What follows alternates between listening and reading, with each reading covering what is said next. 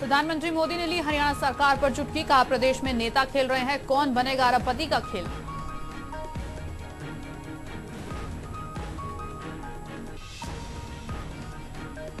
Border DLF jail मुद्दे पर CM Hooda ने पीएम पर किया पलटवार, कहा आरोप साबित हुआ तो दे दूंगा इस्तीफा।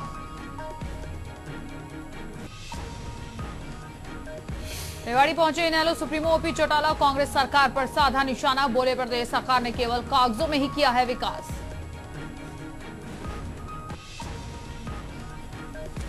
पंजाब के मुख्यमंत्री प्रकाश सिंह बादल ने किया इनेलो का प्रचार, डबवाली में इनेलो प्रत्याशी नैना चौटाला के लिए मांगे वोट।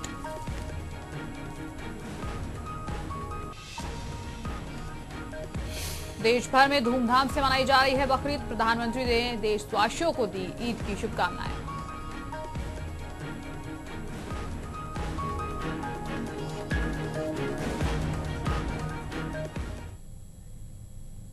नमस्कार, जनता टीवी में आपका स्वागत है। मैं हूं नेहा अविनाश सिंह। रुक करते हैं खबरों की तरफ।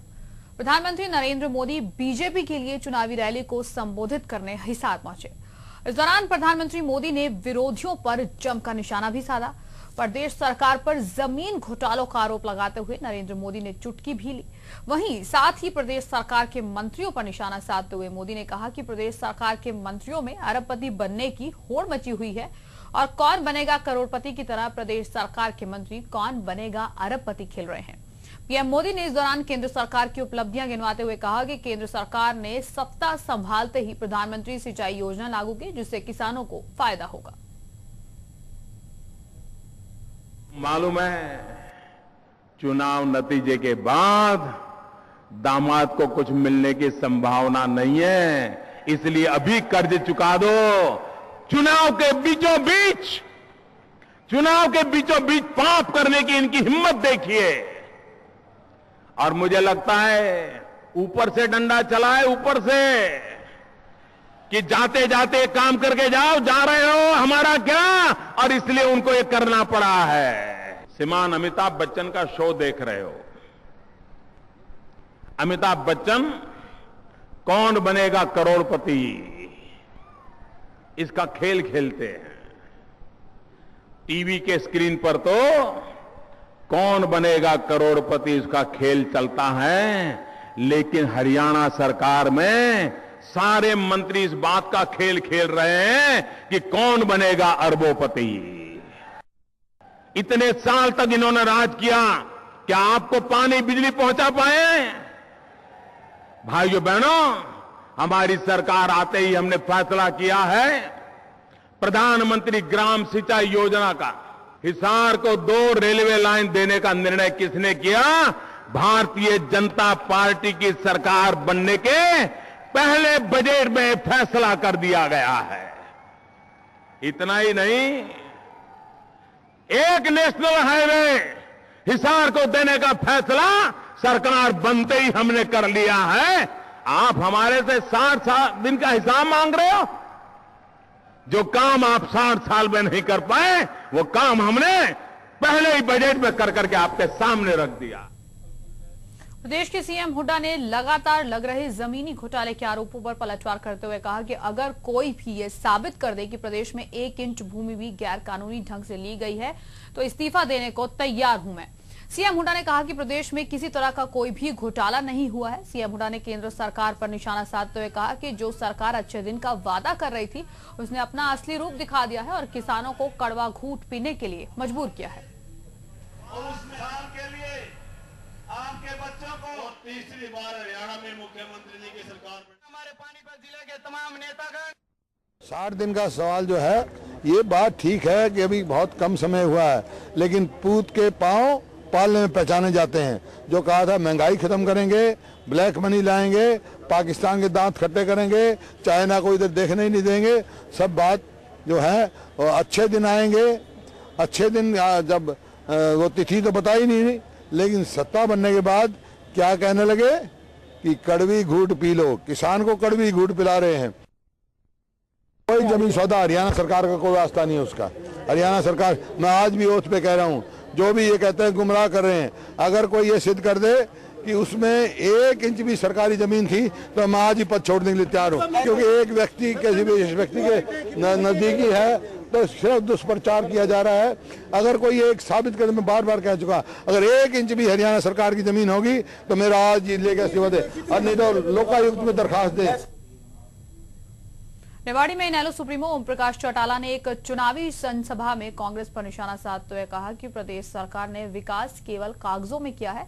चौटाला ने साफ तौर पर कहा कि चुनाव के बाद इनेलो एक संगठन की सरकार बनाएगी और सरकार कभी नहीं बिखरेगी। वहीं नारनौल में ओपी चौटाला ने प्रधानमंत्री नरेंद्र मोदी पर निशाना साधते हुए कहा कि प्रधानमंत्री मोदी अपनी सीमा पर रहकर देश की गरिमा को न बिगाड़े।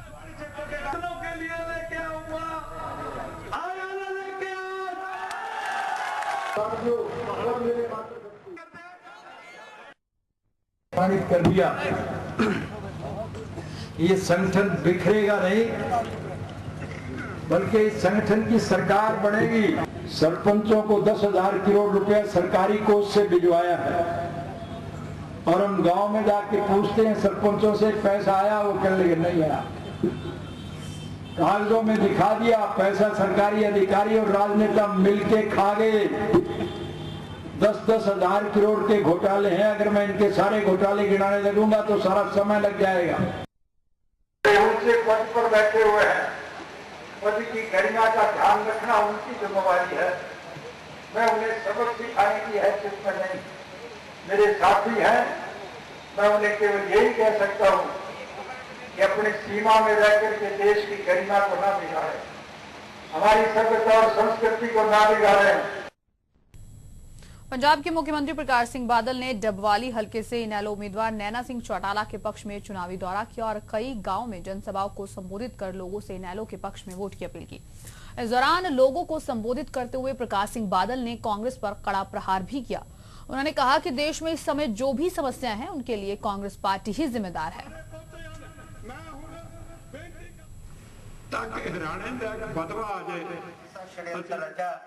जब कांग्रेस पार्टी के नेताओं को ये लगने लगा कांग्रेस पार्टी ਨੂੰ अपने देश ਵਿੱਚ राज ਕਰਨ ਦਾ मौका मिले है। इन्ना दुनिया में किसी पार्टी ਨੂੰ राज नहीं मिले, लेकिन सिट्टा की निकले, क्योंकि राज पा गए जे लोगों का सी रहा, जिहड़ा दा निशाना ये नहीं सी कि असीं लोगों को खुशहाल करना है, तरक्की देनी है, हर किता करने वाले सहूलतां देनी है।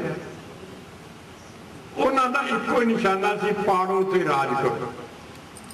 किते सूबियां नूं लड़ाया, किते धर्मां नूं लड़ाया, किते कित्तियां नूं लड़ाया, और उहदे चों राज भाग करदे रहे। असली जिहड़ा राज भाग दा काम हुंदा है उहदे वल ध्यान नहीं दित्ता।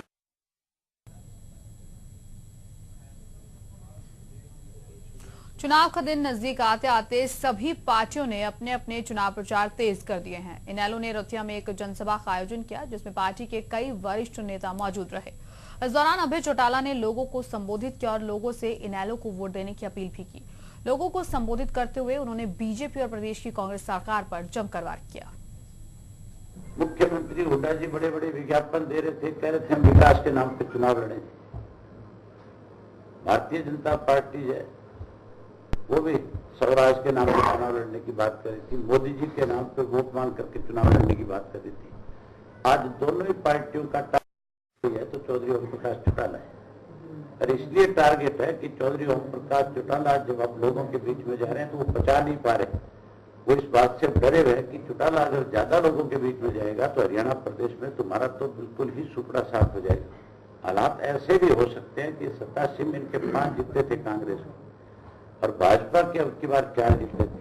मुझे लगता नहीं कि भाजपा एक भी सीट को अपनी चारों में से भी बचा पाएगी, और कांग्रेस की हालत ऐसी हो जाएगी कि जिस तरह से 5 जीत कर गए थे, 5 में से 4 तो उनके कांग्रेस थे, एक रोने वाली थी। अब की बारी मुझे लगता है रोने वाली नहीं आएगी। लोहारू विधानसभा चुनावों के लिए लोहारू से भाजपा प्रत्याशी जेपी दलाल ने अपने चुनाव प्रचार अभियान के तहत हल्के का दूसरा जनसंपर्क अभियान शुरू कर दिया है। जेपी दलाल गांव-गांव जाकर लोगों से वोटों की अपील कर रहे हैं तथा भाजपा की नीतियों का प्रचार कर रहे हैं। इस मौके पर उन्होंने कहा कि दीपेंद्र हुड्डा को सुनने के लिए कल लोहारू हलकों में 500 लोग भी नहीं आए और कांग्रेस रैलियां अब विदाई पार्टी बनकर रह गई हैं। जेपी दलाल ने लोगों को आगामी 8 अक्टूबर को महेंद्रगढ़ के पाली गोचड़ा गांव में होने वाली रैली में पहुंचने का न्योता भी दिया। उन्होंने लोगों से वादा किया कि बिजली, पानी और रोजगार उनकी प्रमुख प्राथमिकताएं रहेंगी।